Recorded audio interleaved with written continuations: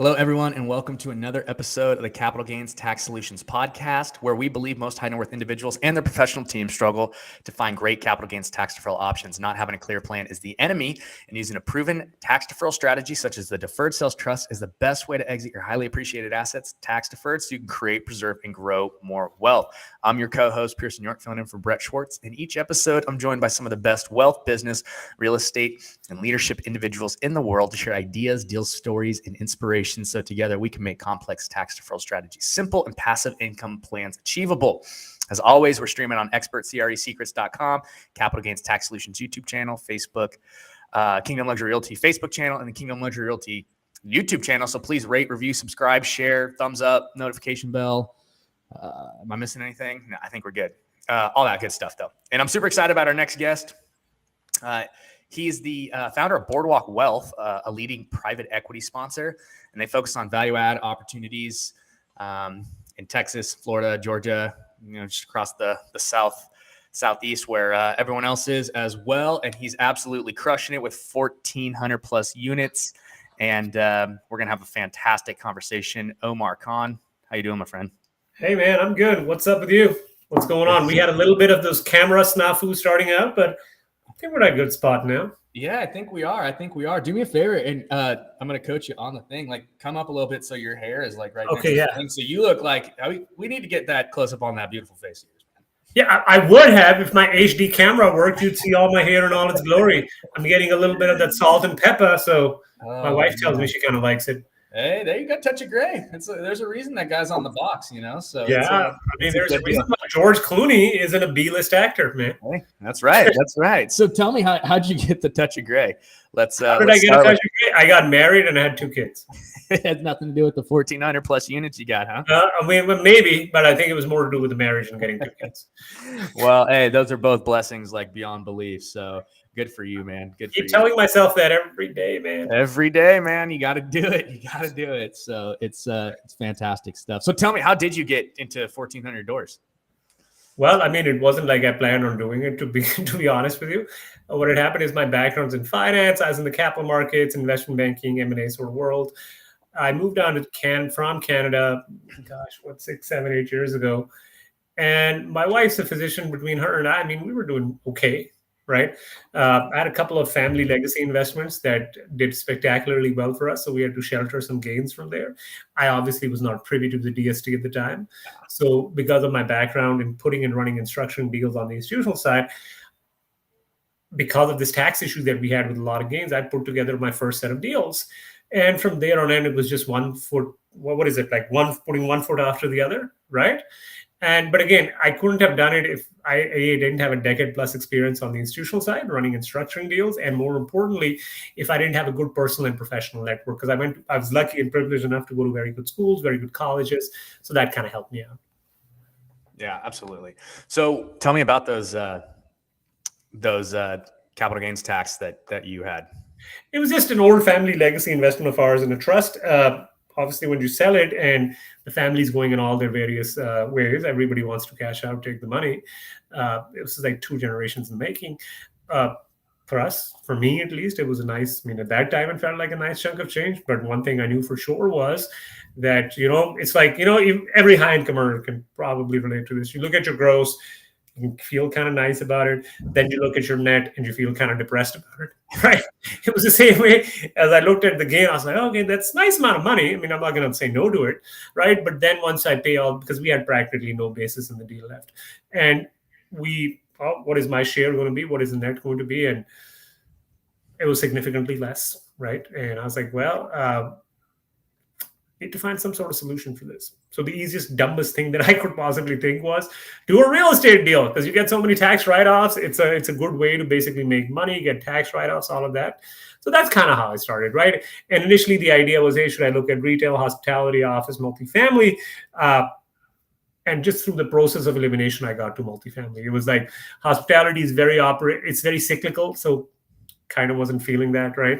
Retail is whatever you want to call it, is going through a bit of a slump in terms of retail real estate, not the actual businesses on top.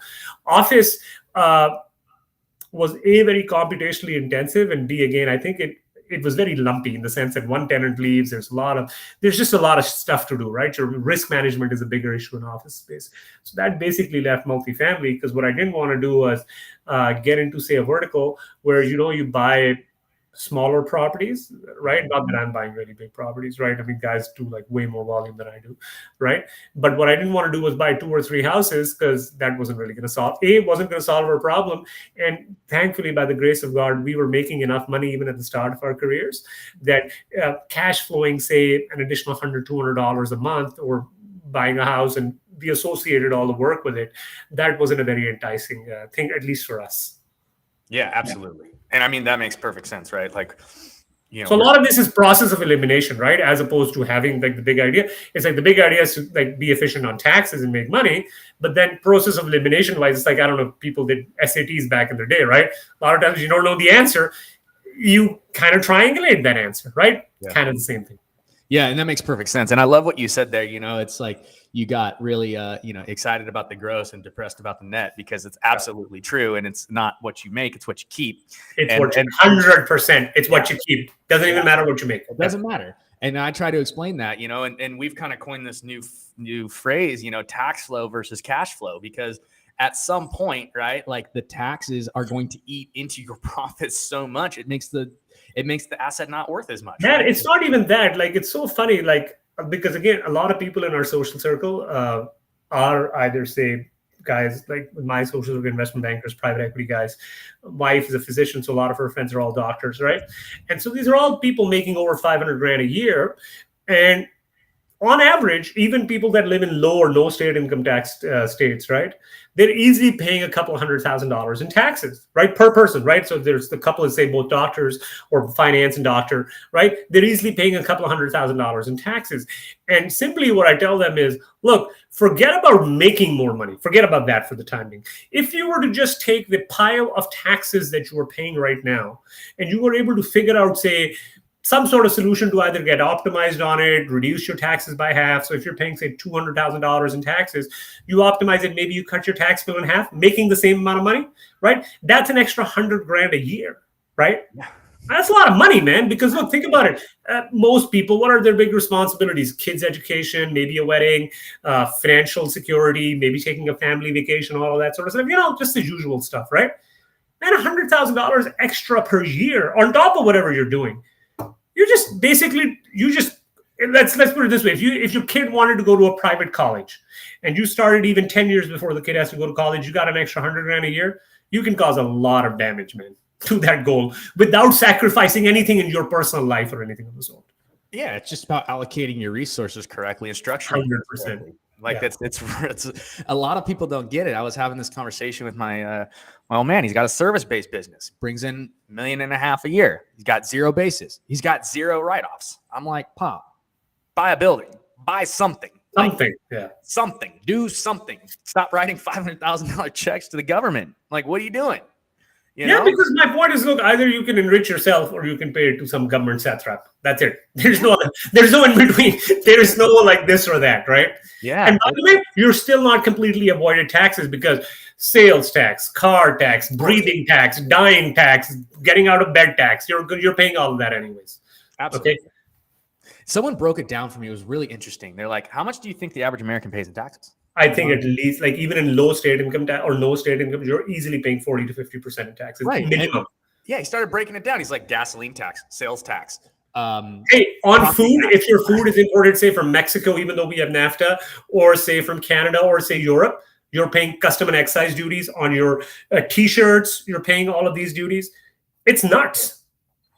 Yeah, it's crazy. And like you don't realize it that you're going. And I'm all for paying our taxes, right? Like, I live in Newport Beach. They clean the beaches. They sweep the streets. Oh, man, what a tough life. I really don't feel that bad for you. No, don't feel bad. I have told my wife, or rather my wife and I both decided, because we've got a couple of friends that live in Newport Beach, or used to at least. If you ever move to California, which we're not, Newport Beach, Santa Barbara, and maybe 1 or 2 places in the Bay Area are the only places we will ever consider moving if we can afford them. Yeah, it's really expensive here. But my point to all that is, like, they clean the stuff, right? I'm cool with paying the tax. Like, yeah, I want the beaches to be clean and the streets to be clean, and you put it to wise uses, right? But I'm not trying to tip the government. Right? I'll pay my due. I'll pay my bill, but I'm not tipping them.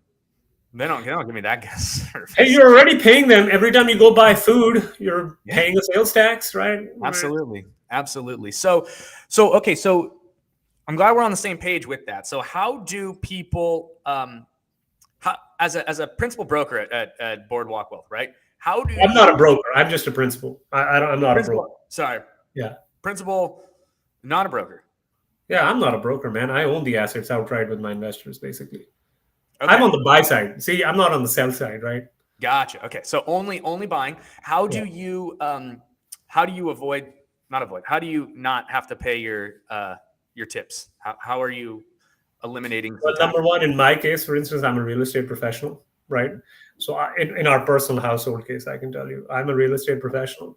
So all these deals I do, all these investments I do, I get a lot of tax write-offs. Absolutely. So they offset against our entire set of household active income, whatever you want to call it, right? Okay. In the case of our investors, a lot of them are, say, the investors that are, say, both doctors or doctor finance or doctor real estate agent, some are lawyer real estate agent, like both partners are making a lot of money. Of course. In their case, basically, yeah, they invest with us. They get some of the tax write-offs, but obviously they just have to carry all their loss pools forward, right? I mean, I still carry my loss pools forward, but just because there's only so much income and my write-offs are a lot more, right? So in their case, if they're salaried, they've got non-real estate businesses, which they're really crushing on. So in their case, they continue investing, get tax advantage, and I guess just go from there, right? It's a little bit of a tax advantage. But for people that say one person is, say, really skewed, right? One person makes a lot of money, the partner might be stay at home or doesn't make a lot of money, then that partner typically gets into real estate to get the real estate professional designation. And then the person that makes a lot of money, they then invest a lot of money into deals, ours and otherwise, right?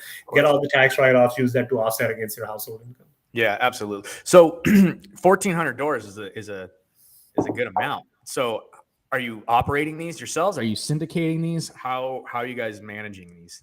No. I operate these myself. I Everything syndicate. yourself. Yeah. I mean, look, I syndicate most of it, not all of it out. I have a lot. I'm very lucky and privileged to have lots of investors, partners that give us money, right? But we're managing all of these, man. Like, I'm very operationally intensive.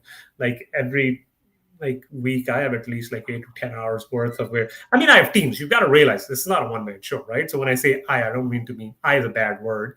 I mean, it's not just me. I've got a whole team, but we're very operationally intensive. We're very on the ground, taking care of all these things.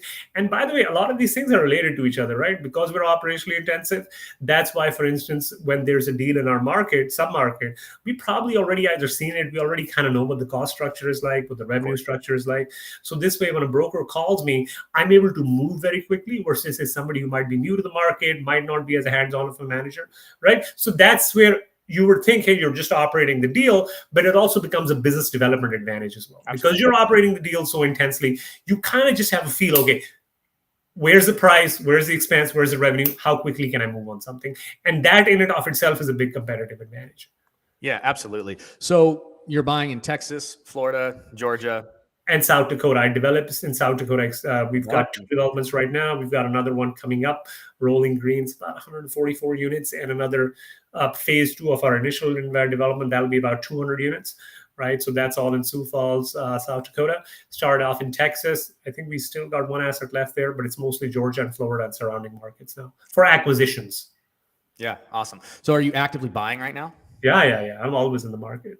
I'm actually closing a deal next month. I just closed a deal. It's like a 104 unit deal. This started this month. That just fell into my lap, and I'm closing another 100 plus unit deal next month. And yeah, I've got a couple more coming up. How are you financing these deals? Is it just syndications? Are 100% syndicated? You guys doing debt equity? You guys? Oh yeah. I don't know. You have to be. I mean, you have to have some component of debt, otherwise you're not hitting your numbers, right? So we get debt from agencies, from bridge debt, bridge companies, life cos. I mean, what happens is we have an asset. We'll work with our capital markets broker, go out to the open market, get bids or term sheets from various lenders, and just pick the one, whichever one works best for us. How easy is it for you guys to get financed? It's not that hard. Yeah, I wouldn't say it's easy, but it's really not that hard. If you're in the market for more financing, We'll have to talk offline because I got a friend. Okay, sure. I mean, yeah, I'm not opposed to it, but it's really not that hard because uh, we have great relationships with Walker and Dunlop, course. CBRE, JLLs, all of that. So far, touch You're wood. solid. I'm gonna say it right now. Don't want to have these as famous last words, but so far it's not. Now you're really making me concerned. Actually, should I know something? Hey, no. So, what's your strategy with these? Your value adds, right? So you're Most of them are either value adds or they're mismanaged opportunities. So some of the value adds are either distressed, right? But for instance, last year I acquired a Class A property. It was completely mismanaged. It was owned by a family office. They had run it into the ground, even though it was a Class A. They had done every single stupid thing you could possibly think about. And on top of that, they were in a time crunch because their loan was maturing and they hadn't refinanced or done anything of the sort. So we could basically come in last minute and kind of get it at a discount. That's beautiful. Nice. So there has to be an element of distress or mismanagement, right? Because sometimes the asset could be fine, but if you run it into the ground, that's a mismanaged asset, right? It's not getting its potential. Okay, so mismanaged assets, distressed assets that you're taking, value adding, putting 20, 10, 15, 20 grand a door into. Anything? No. Sometimes it's even as low as $5,000 a unit. Man. $5,000 a door. Okay. Yeah, dude, you've got to realize a lot of times when assets are mismanaged, the asset is perfectly fine. You got to do some stuff right on it. Okay. It's not the asset; it's a manager issue. Every single person on the planet thinks that suddenly, especially in the last few years, you can't lose money in real estate. So every person who can't even add two numbers together, can't create a simple model, is now showing up to the party. And yes, some of them acquire assets and they've been bailed out, so they made money, right? But bad habits eventually have a tendency to catch up with you very quickly. Yeah, absolutely. So then are you, increasing the NOI on these properties? Are you turning around and you selling them, or what's your exit strategy? Look, obviously the NOI increase has to be there. Otherwise we can't make money, right? So I either refinance the asset or we sell it to a 1031 move on. Or not, or we just sell it outright because for instance, if I can't find a 1031, and now I know about DST, so I was talking to Brett about it, right? But yeah, that's a simple model. We get in, we underwrite for a 5-year hold. We're typically holding in for 2 to 3 years. And then the whole point is recycle capital quickly in big chunks and do it in a tax efficient manner. Yeah, absolutely. So, if you're going to be doing a 1031, right, what's your biggest frustration with that 1031? Well, usually it's a timing issue, right? But now these days it's less issue. And because the market is so volatile, so a lot of the weaker players are getting out. So it is hopefully less of a timing issue now, basically. But again, with DSTs, like I talked to Brett, that's a different thing we haven't tested before, and we're very hopeful and excited to test that out. Yeah, absolutely, and that's a phenomenal strategy for those of you who don't know, what a DST is. It's called a deferred sales trust, and basically what it allows people to do is it allows people to sell a highly appreciated asset, not just commercial real estate, but a primary home or stock or Bitcoin or business or what am I missing? Primary homes, anything that's highly appreciated, piece of art, and go ahead and defer the asset into and transfer that into like kind agnostic assets. So you can go from real estate to stocks or business or crypto or whatever it is, and just maintain you don't have to maintain that like kind type of thing on what's most important, in my opinion, is your timing. Yeah, so timing is that was a big attractive feature for it, right? Yeah. More than anything else, it was a timing factor. And again, you learn, you figure out some deals are very good for a DST, some deals are not, and some deals, a lot of times there's actually a study, I think, done by one of the big 4 accounting firms, that a lot of guys that actually do 1031s, it's actually worse for investors.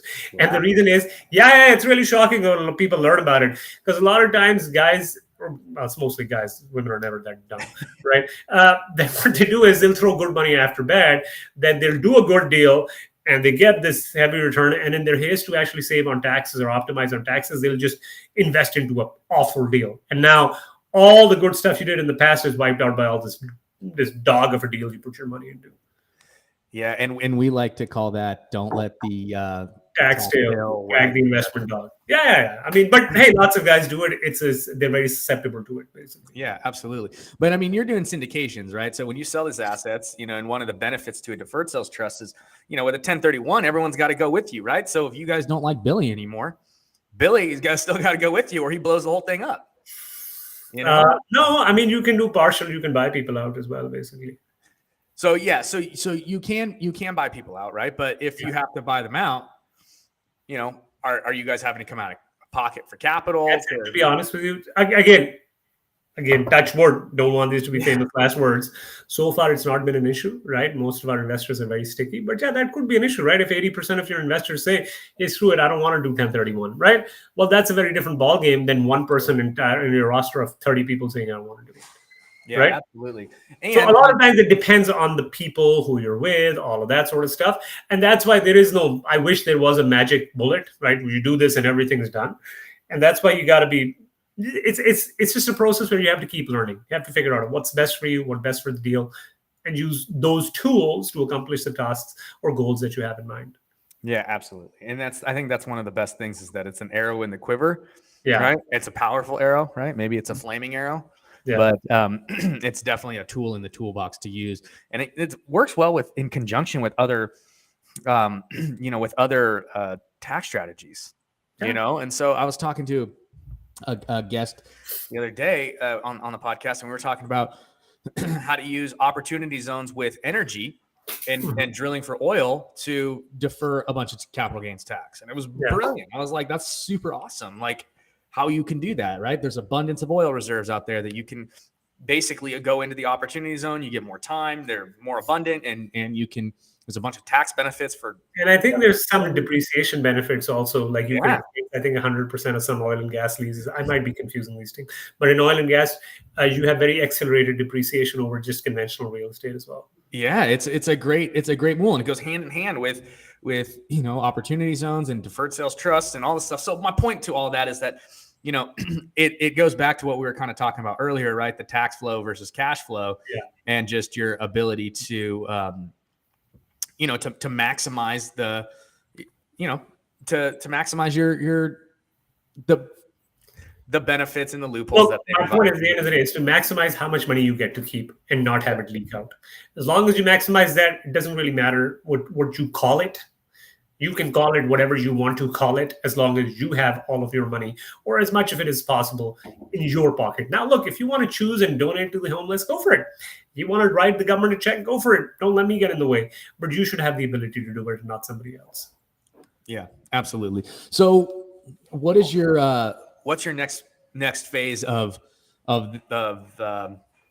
buying and selling look like in the next couple of years, given what's going on in the economy? Look, a few people have actually asked me that question. To be honest with you, for us, nothing's changed. I mean, look, we're always pricing in market data. We're always going up to the minute variables. And we have a little buy box in terms of return structures, right? So if our returns are in that buy box, obviously we update to market and all of that, we go to a deal. The return's not in that buy box, we don't do a deal, right? So whether it's good time or bad, the story is kind of the same, man, because in good times, for instance, you lose out on a lot of deals, but in bad times, the problem becomes you might not get a lot of debt or equity, right? So you have to stay the course. You have to be consistent across the board. And, cycles come and go, man. As long as you're conservative going in, you've got a buy box, you've got an operational strategy, you've got a great team, things tend to work out for the best. So for us, nothing's really changed. Market conditions change, and we update our models to work with the market conditions. Right. But at the end of the day, we're very model driven, we're very quantitative, data driven. And for us, what really matters is how much money can we extract out of a deal, as opposed to, hey, the picture of property A looks better than the picture of property B. Yeah, absolutely. So how are you shifting your models then to match the market? That's a very interesting concept. Just the variables change, the model stays the same. So for instance, if you have floating rate debt, guys, 2 years ago, 1 year ago, you could just assume a 10 basis point increase in rates and nothing would have happened, but you could look conservative, right? But for instance, if you don't incorporate the forward curve right now, you're going to get hosed. I mean, that's just the way it is, right? So look, what are you doing? As an example, if you're taking floating rate debt, you take the forward curve into account, because that is a big predictor of what's going to happen. Now, it's always a big predictor. Just in the last 2 or 3 or 4 years, there just wasn't enough volatility, so guys could get away with not doing that. For instance, with regards to lenders, at least in our spaces, A and Bs, what you're seeing is basically lenders, at least right now, are taking off some of the leverage. I don't know if that makes sense. First, somebody was giving you 75%, they're giving you 70% now. The guy that was giving you 70 is maybe giving you 68, 65% now, right? On the leverage side, rates are obviously priced. If it's flow, actually even with fixed, rates are priced to market. So the most a lender can do is charge a spread on top of that, right? And that's why you have multiple bids to see who's giving you the best terms. But I mean, that's kind of about it. I mean, then a lot of times people go with aggressive lenders. The problem with aggressive lenders is they'll retrade you right at the end because they know you can't go anywhere, right? So you always got to take somebody, like if some guy or girl is so out there. I mean, look, everybody tells you rate X, but there's this one person who's telling you a completely different rate, and it's so much more enticing. Don't go with that person. 10 times out of 10, that person will retrade you right at the end. There will be some screw up, and you'll be left hanging, basically. And that's actually really, really good advice. So those guys who are saying, hey, I can do, 3% in a 5% market, you're just like, it's not going to happen, man. Unless somebody has a magic wand that they can just go like this. And by the way, if somebody could do 3% in a 5% market, they probably not going to talk to you. They'll be making so much money, they don't need to do real estate. Yeah. They've got lots of other areas where you can get a lot more money, basically. Interesting. Okay. Are you looking to diversify at all? Yeah, we do developments. For instance, I have investments in a couple other businesses. I have a restaurant business. It's nothing to do with the real estate. Like, we don't own the underlying real estate. I just compiled a very experienced team over the past 2 years. We're going to launch that. That is just the asset light, right? In the sense you don't own the underlying real estate. You have business on top. We get the retail leases, like I was telling you earlier, right? Retail is going through a bit of a patch. Like, the businesses on top are doing fine, but the retail real estate is you have to be very picky and choosy, right? So, I mean, right now, for instance, we signed a lease where the yearly escalator is 2%. So this means my rent will only increase by 2%. Heck, dude, inflation is like 8 or 9% right now, right? So I don't even know how this guy's going to make money on us, because the rate we have will only increase 2%, and we can increase our prices 5 or 6% a year to offset that thing, right? So that's where, for instance, on the retail side, we're starting that restaurant business. It's a phenomenal business, high margins. So, but again, you've got to be really picky and choosy. Like, I know a lot of guys, whatever one thing they're doing, they only just want to do that one thing. For us, it's very opportunistic from day one. I mean, again, real estate is only a byproduct, right? The real reason why we're doing this is to make money for our partners, for our investors, for ourselves. Whether it's real estate, it's restaurants. Heck, dude, you make me stand outside the McDonald's, wave one of those sandwich boards that says, hey, eat a burger here, right? Yeah, if I make more money, I'll do that. Who cares, right? The point is to, lead an enriched life. The point isn't to, like, I don't know, say you got 5 houses or 10 houses or whatever, 1,400 homes or whatever it is. Yeah. Who cares? Yeah, that makes a lot of sense. The houses are only valuable if they produce capital. Yeah, unless you want to live in one, right? And then that's a different story. Yeah, but still, I mean, it has to have some intrinsic value. There has to be some reason why you're doing it, right? I mean, I see a lot of guys want to do deals, and I was like, well, what's the point? You're going to lose money. But I'll do a deal. I was like, okay, great, go for it. Yeah, well, don't do deals with me if you want to lose money. I don't want to do those deals. I'm with it. All right, cool. Any thoughts in, like, self-storage or mobile home parks? No, I know lots of guys that do it. I've got a couple of friends who are primarily mobile home park sponsors. For me, the deal with mobile home parks was it was very hard to scale in mobile home park. I didn't want to chase my tail for $2 or $3 million deals. I can do 10 of them because, I mean, man, I don't have a lot of brain cells to begin with, and I don't want to lose the ones I don't, the few that I have, right? And I know a couple of guys who do self-storage deals. That's a great business model. You can scale a lot in that vertical, but I haven't done it. But they're both very good verticals. Like, I know guys who do this for a living. They're doing phenomenally well for themselves, for their investors, and for their partners. All right, and then last question. So, are you doing any sort of, like, conversion, like hotel conversions to multifamily? So we looked into it. I know it's the flavor of the month. A lot of people talk about it on social media. At least the hotels that we looked at, we just weren't getting enough of a discount to multifamily, because when you get a hotel, you still got to put in 15, 20 grand a unit to convert it, right, to multifamily. So again, not saying it's not possible, because enough guys are doing it, but the deal that I saw, there just wasn't enough of a discount between conventional multifamily and hotels, because you get the hotel and then you got to add some capex on it, right? So Right. there just wasn't enough discount there for me to be bothered, basically. Yeah. But it doesn't mean it's not a good strategy. I know a few guys who say they're doing it, but we'll find out very soon whether it works or it doesn't work. Yeah. So if it works, they're going to come back and be like, hey, check this out. And if it doesn't, you're going to be like, glad I stayed out of that No, one. but my point is, look, you can't do everything, right? You got to Right. pick your lane. Eventually, you have to pick a few lanes in life, right? Ideally one, but at least pick 2 or 3, right? And just, you can't be everything for everyone. And look, in the case of mobile home park self-storage, I know a couple of guys have given them my money. They can go invest, right? Because they're the specialists in that area. So yeah, I could try to learn. Maybe I'll be okay at it, but do I really want to do that? That's not the best and highest usage of my time, right? That's a Somebody really who's a good point. specialist there can do that, and this way they can make money. I can make money. It's a great thing, right? And then I can focus on what I'm really good at. Yeah, I think that's actually really wise, because there are times when I just like get shiny object syndrome. I'm like, ooh, over here. Like, oh, I want to do that. I want to do that. And you're right. Just let the experts do it and just be an LP. Yeah, I mean, and look, I know a lot of people, like I've got a couple of guys I know they're in real estate and they're like, well, I don't want to give my money to another real estate guy. I can just do it myself. I was like, sure. I mean, how many hours do you have in the day? Right? But I got a family. I like spending time with them. I have a life, right? And anyways, say the guy who's an expert at mobile home park, by the time I even if I can come even like say 90% of the way to that guy, right? He would have blown way past me. Right. So why even bother? And again, they should do what they're really good at. We should do what, I mean, it's the same as I don't go change my car's oil, right? Right. There's a reason for that. Yeah, absolutely. And that makes a ton of sense. So awesome. Well, Omar, we're kind of coming up on our time here, but I wanted to quickly get into the lightning round with you. So you ready? I don't know. You're making me, man, you're saying a lot of words. I should be really scared today. What's up? What's your favorite leadership quote? Oh, yeah. One of my mentors told me the graveyard is filled with irreplaceable people. All right. What about what's your favorite book?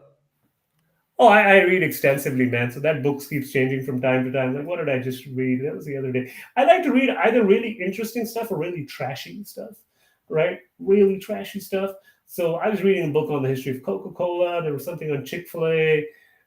Some guy sent me this book on 15 Central Park West. It was a big real estate development in New York. So man, I read all over the place. Giant skyscraper?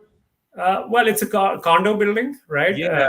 It's very the luxury condos. Oh yeah, man. They've sold. It's one of the most expensive in the world, I think. Yeah, putting in small bones kitchens on each one of them. And yeah, 15 Central Park West. I mean, it's really interesting. So look, for me, it's all over the place. I just read to have fun. Like I'm not, like I know some people just want to read self-help books all the time. Man, that gets exhausting very quickly. Like I can't just always be fixing myself, right? And all the things I do bad and all the things I can improve myself on, I can't do that all the time. I just get annoyed after a while. Yeah, that makes a lot of sense, because you're never gonna be as good as the books like want you to be. And then plus, I mean, I quite enjoy reading, right? So I don't want to always be stressed about all the things I'm not doing correctly. Yeah. That makes a lot of sense. I really like your attitude on things, man. That's awesome. All right, last question. What's the best piece of advice you've ever gotten? Oh, it's the same thing as a graveyard quote. They're all somewhat similar, right? I mean, don't get high off your own supply. That's a pretty good quote, right? The whole point is, you're going to get slaughtered if you become too much of a pig, right? So kind of just stay in your lane, kind of figure things out, keep developing, keep chipping away at targets, right? 1%, 2%, 3%. I think there was a basketball player, LeBron James or Steph Curry, somebody would say, one of their coaches, his coaches told him, whoever this player was, that, hey, I don't need you improving for us to win the championship. All I want y'all to do is every day, I just want you to be 1% better. That's it. I do not want you going from a guy, who's dunking to a guy who's like shooting threes from the half line. All I want you to do, 1% a day. That's it. Nothing else. So as long as you can do that, we're going to be fine. Yeah, I love it. Cool. All right, Omar, any final words? No, the final words are I'm very appreciative and glad that, you had me on your show. And all I want to tell people is, look, anybody who tells you that their entire worldview and strategy has changed just based on 1 month's worth of interest rate movements is an idiot. Do not work with that person. Okay, you need to have a consistent strategy. You need to work with experts, and everybody who's an expert in their area, you should let them work. Right? No, you should trust but verify.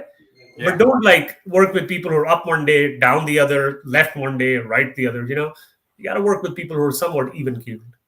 Yeah, that makes a lot of sense, and I really like that. So, all right, where can people find you if they want to get in on some of these units years? So look, you can go to our website, boardwalkwealth.com, BOARD walkwealth.com. Right on the front page, you'll see an opt-in menu. I think that's on the right. Name, email address, how you found out about us. Enter those details. There's some button there. Just click on it. It's a very obvious button. You cannot miss it, right? And you'll get an email. Click on the link to verify yourself so Google or whoever knows we're not spamming you. And then you'll start hearing all of my wise words every 2 weeks. Awesome. Cool. And if you guys are interested in learning more about the Deferred Sales Trust, you can come to capitalgainstaxsolutions.com. On there's a link. You can come to our mastermind, which is every Friday at 10 a.m. Pacific, 1 p.m. Eastern. And that's a reoccurring meeting. So go check that out. There's a ton of information on our YouTube channel. Keep listening to the podcasts. All of that can be found at capitalgainstaxsolutions.com. If you're interested in a Newport Beach and you have a highly appreciated asset that you want to liquidate, you can reach out to me personally at Pierce at kingdomluxuryrealty.com or go to my website, kingdomluxuryrealty.com. And you can find me there for that. Go check out Omar's units and at boardwalkwealth.com, guys. And thank you again for coming on, Omar. I really appreciate it. It was an awesome interview. And thanks again, everybody, for listening to another episode of the Capital Gains Tax Solutions podcast. As always, we believe most high net worth individuals and those who help them struggle with clarifying their capital gains tax deferral options. Not having a clear plan is the enemy. Using a proven tax deferral strategy, such as the Deferred Sales Trust, the best way to create, preserve, and grow your wealth. So, guys, please rate, review, subscribe, share, thumbs up, like button, notification bell. Am I missing anything? I don't know. I think you covered a lot. If you do all of those things, I think the one thing you missed is not going to matter. Yeah. Get better today. The one thing you missed is not going to matter if everybody does all the other stuff. That's right. Yeah. That's right. All right. So thanks again, everybody, and we'll see you on the next one. Have a good one. Omar, thanks.